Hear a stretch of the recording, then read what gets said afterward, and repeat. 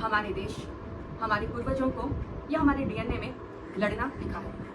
हमारे पूर्वज कास्ट के नाम पे लड़ते थे और आज जब हम पीछे मुड़कर देखते हैं तो एक ही बात समझ में आती है कि हम में यूनिटी नहीं थी और शायद नहीं है। लड़ने की काबिलियत तो थी लेकिन लीडरशिप नहीं थी। और उस वक्त का सारांश ये है कि हम आपस में ही लड़ते रहे जिसकी कोई ज़रूरत ही नहीं थी। जब भगवान राम को सबरी से बेर खाने में कोई दिक्कत नहीं थी, कृष्ण को यादवों की परवरिश में कोई दिक्कत नहीं थी, तो कुछ लोगों ने अपने आप को श्रेष्ठ कैसे मान लिया या श्रेष्ठ मानने की गलती कैसे कर ली। हम फिर से ये कह सकते हैं कि शायद हम में यूनिटी की कमी थी, एकता की कमी थी। हम कभी हिंदू बन के नहीं रहे, हम कभी एक देशवासी बन के नहीं रहे, हम कभी हिंदुस्तानी बन के नहीं रहे। फिर एक वक्त आया जब हमारे पूर्वज हमारे धर्म को बचाने में लगे रहे, लड़ते रहे। और अब हम पीछे मुड़ के देखते हैं तो हम ये सीखते हैं कि उस वक्त भी हम में एकता नहीं थी, क्योंकि कुछ लोग उस वक्त भी हमारे साथ थे और कुछ हमारे अपने हमारे साथ नहीं थे।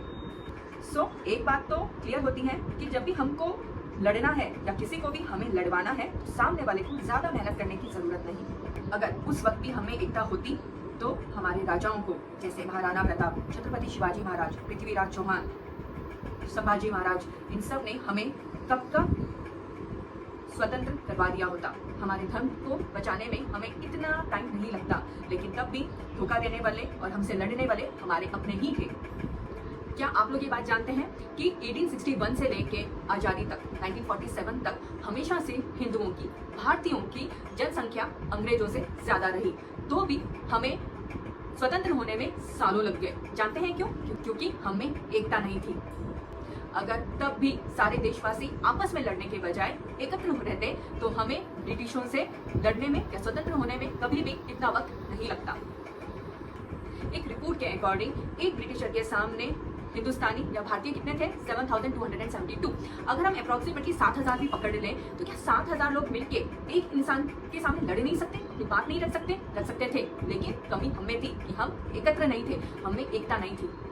हमारी हिस्ट्री देखकर हम एक बात तो समझ सकते हैं कि कहीं ना कहीं हमारे मन में देशभक्ति की कमी रही है या एकता की कमी रही है। इसीलिए तो जब कुछ लोगों को कोई और मुद्दा नहीं मिला तो वे आपस में हिंदुओं को ही लड़वाने लग गए। और लड़वाने वालों से जो आपस में लड़ रहे हैं, मैं हमेशा उनकी गलती ज्यादा मानती हूँ।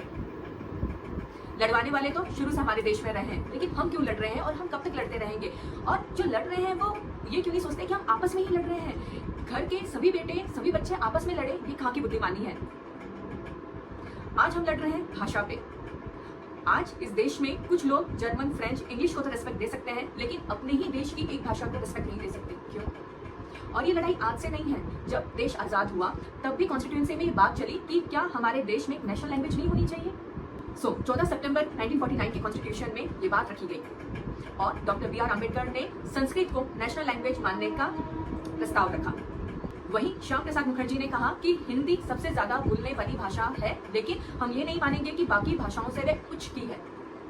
वहीं पीटी चिक्कू ने कहा कि हमारे देश में अभी भी बहुत सारी प्रॉब्लम्स है जिनको सॉल्व करने में हमें ध्यान देना चाहिए। नेशनल लैंग्वेज का मुद्दा हम बाद में कभी उठा लेंगे। और फाइनली 8th शेड्यूल में भारत की 22 लैंग्वेजेस को, भाषाओं को ऑफिशियल माना गया। वहीं पे आर्टिकल 343 में यूनियन लेवल पे हिंदी को ऑफिशियल लैंग्वेज माना गया। हिंदी एक ऐसी भाषा है जो सभी स्टेट की भाषाओं को बोलने वाले लोगों को बोलनी आती है या बहुत आसान है समझना और बोलना। भाषा हमेशा कोडिंग और डिकोडिंग का काम करती है, लड़ने का नहीं। और कोई भी एक भाषा दूसरी भाषा की संस्कृति या उसकी इंपॉर्टेंस कैसे खत्म कर सकती है? जब इतने सालों में इंग्लिश हमारी 22 ऑफिशियल लैंग्वेजेस को खत्म नहीं कर पाई, हमारे फेस्टिवल्स को खत्म नहीं कर पाई, तो हिंदी जो हमारे देश की भाषा है वह हमारी बाकी ऑफिशियल लैंग्वेजेस को कैसे खत्म कर सकती है? या हमारी बाकी संस्कृति कैसे तकलीफ में है, या कैसे ये कहा जाता है कि वो हमारी संस्कृति खत्म हो जाएगी हिंदी बोलने से? क्या तमिलनाडु में जब मंदिरों को बंद कर दिया जाता है या शिवरात्रि के एक दिन पहले वहाँ पर प्रोग्राम को बंद करने का जुलूस निकाला जाता है, या वहाँ की पुलिस ऑफिशियल्स ये कह देती है कि शिवरात्रि का फंक्शन नहीं होगा और वहाँ के लोगों को हाईकोर्ट जाना पड़ता है, तब तमिल संस्कृति प्रॉब्लम में नहीं आती? क्या संस्कृति, हमारी संस्कृति सिर्फ भाषाओं में है, हमारे फेस्टिवल्स में नहीं है? मैं तो हमेशा कहती हूँ कि हमारी संस्कृति हमसे है।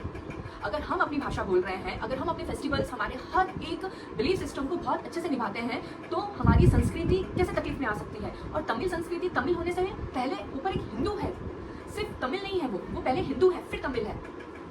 जैसे हिंदी बोलने वाले पहले हिंदू हैं फिर वे हिंदी भाषा बोल रहे हैं, वही तमिलियंस, कन्नडियन, मराठी, गुजराती या कोई भी स्टेट के लोग इंग्लिश बोलते हैं, या उनकी स्टेट के स्कूलों में जर्मन या फ्रेंच सिखाई जाती है, या उनके घर के बच्चे जर्मन या फ्रेंच की क्लासेस लेते हैं, तब वो दिक्कत नहीं आती कि हमारी अस्मिता डेंजर में है। फर्क तो सिर्फ मदर टंग का है ना। पूरा देश, पूरा हिंदू फेस्टिवल्स तो एक ही साथ सेलिब्रेट करता है। तो सिर्फ भाषा बोलने या नहीं बोलने से हमारी संस्कृति कैसे तकलीफ में आ सकती है?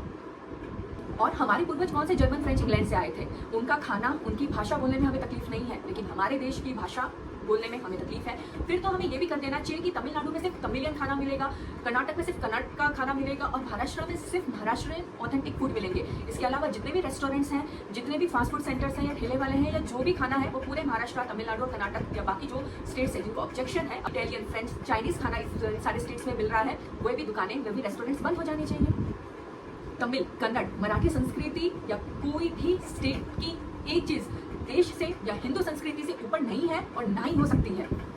हमारी संस्कृति तब तकलीफ में आती है जब गैर हिंदुओं की पॉपुलेशन बहुत बढ़ जाती है, जब हम अपने ही देश में अपने मंदिर या अपनी पूजा या अपने कोई भी सांस्कृतिक कार्यक्रम करने से डरते हैं या हमारे मंदिरों को तोड़ा जाता है, तब हमारी संस्कृति तकलीफ में आती है। आज महाराष्ट्र में हिंदुओं के बाद सेकंड हाईएस्ट पॉपुलेशन मुस्लिम्स की है, और पूरे महाराष्ट्र में सबसे ज्यादा मुस्लिम्स मुंबई में रह रहे हैं। अप्रॉक्सीमेटली 3 मिलियन पॉपुलेशन मुस्लिम्स की है। क्या ये सभी लोग मराठी बात करते हैं? क्या अगर ये पॉपुलेशन एक लेवल से ज्यादा बढ़ गई तो क्या हमारी हिंदू संस्कृति तकलीफ में नहीं है?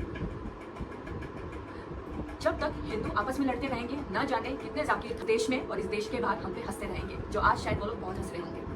और जो लोग ये कहते हैं कि हिंदी नॉर्थ इंडिया की भाषा है, तो उन्हें मैं बता दूं कि नॉर्थ इंडिया में राजस्थानी, हरियाणवी, ब्रज भाषा, भोजपुरी, मैथिली जैसे अनेक डायलेक्ट हैं, अनेक भाषाएं हैं जो बोली जाती है। वहाँ पर भी हिंदी एक कॉमन लिंक लैंग्वेज है कोड डिकोड करने के लिए, जो आपस में बोली जाती है। और जहाँ तक नेशनल एजुकेशन पॉलिसी की बात है, नॉर्थ इंडिया में जो हिंदी मीडियम स्कूल्स हैं वहाँ पर भी सेकेंड लैंग्वेज, थर्ड लैंग्वेज, कहीं इंग्लिश होती है, कहीं संस्कृत होती है, कहीं पंजाबी भी होती है। यूपी में बहुत सारे स्कूल्स में उर्दू भी बोली जाती है, भले हिंदी मीडियम स्कूल्स हो, लेकिन वहाँ पे एक लैंग्वेज उर्दू भी होती है, क्योंकि वहाँ पे आज की डेट में मुस्लिम पॉपुलेशन बहुत ज़्यादा है। क्या इन कुछ स्टेट्स में जहाँ मदरसे हैं वो क्या मराठी मीडियम में पढ़ रहे हैं? क्या वह उन्हें फ्लुएंट मराठी आती है? नहीं आती। और हम प्यार से, अपने अच्छे स्वभाव से किसी को कन्विंस कर सकते हैं कि वो हमें पसंद करे और हमारी संस्कृति की, हमारी भाषा, हमारे खान पान को जानने की कोशिश करें। हम फोर्सफुली ऐसा नहीं कर सकते। फिर जो हमारी हिंदू देशवासी हैं, उनके स्कूल्स में या उनकी पढ़ाई या हमारे देश के बच्चों को हमारी देश की ज़्यादा भाषाएं आ जाए तो क्या तकलीफ है? क्या जर्मन और फ्रेंच पूरी दुनिया में बोली जाती है? नहीं, जर्मन सिर्फ जर्मनी में बोली जाती है और फ्रेंच सिर्फ फ्रांस में बोली जाती है, तो भी हमारे देश के लोग वो पढ़ने में बड़े इंटरेस्ट दिखाते हैं। लेकिन अपने ही देश की 1, 2, 3, 4 भाषाएं उन्हें आ जाए तो तकलीफ क्यों? अगर आपको 2 से 3 भाषाएं आती हैं तो आप ये समझ सकते हैं कि हमारी जो आपस की भाषा है, जो देवनागरी हम भाषा बोलते हैं, ये आपस में काफ़ी मेल खाती है। जैसे राजस्थानी में कहा जाता है कठे गयो, और मराठी में कहा जाता है कुठे, कठे, कुठे। ऐसे बहुत सारे शब्द हैं जो काफ़ी सिमिलर हैं, और फिर भी हम लड़ रहे हैं।